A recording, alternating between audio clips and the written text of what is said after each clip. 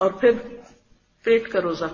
اب آپ سوچ رہے ہوں گے کہ وہ تو ہم پہلے سے ہی رکھ رہے ہیں، مزید کون سا روزہ؟ یعنی ہم سب پیٹ کا روزہ رکھتے ہیں یا کھانے پینے سے پرہیز کرتے ہیں؟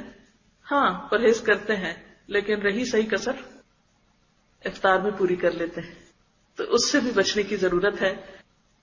کلوا واشربوا ولا تسرفوا، کھاؤ پیو مگر اسراف نہ کرو، ضرورت سے زائد نہیں. اور پھر خاص طور پہ کھانا ضائع نہ کرو، کیونکہ ہوتا کیا ہے جو بہت زیادہ پک جاتا ہے، اب افطار کر کے جب پانی وانی ادھر ادھر کی چیز کچھ کھا لی، وہ کھانا نہیں کھایا گیا، وہ بچ جاتا ہے. تو عموماً کیا دیکھا گیا کہ رمضان میں کھانا بچتا بہت ہے، اور جب بچتا ہے تو بعض اوقات ضائع ہونے لگتا ہے.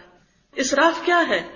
کھانے کو ضائع کرنا، بچا کے پھینک دینا، گلنے سڑنے کے لیے چھوڑ دینا. تو ایسی صورت میں کیا ہے کہ اس کی حفاظت کا بھی یا تو کسی کو دینے کا انتظام کریں، اگر وہ ممکن نہیں تو پھر فریز کر کے ری یوز کریں یا کچھ بھی کریں، لیکن ولا تسرفوا. اور سب سے پہلے اسراف کو کنٹرول کرنے کے لیے فضول خرچی ہی نہ کی جائے. ولا تبذر تبذیرا ان المبذرین کانوا اخوان الشیاطین وکان الشیطان لربہ کفورا.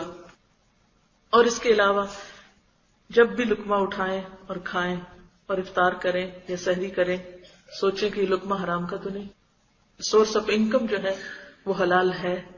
اور اگر نہیں تو خوب خوب اللہ سے دعائیں مانگے کہ یا اللہ تو ہمیں حرام سے نجات دے کر حلال عطا کر، اور ہمیں اپنے فضل سے غنی کر دے کہ انسان ایسے کسی فقر اور محتاجی کا شکار نہ ہو کہ جس میں وہ حرام لینے پہ مجبور ہو جائے.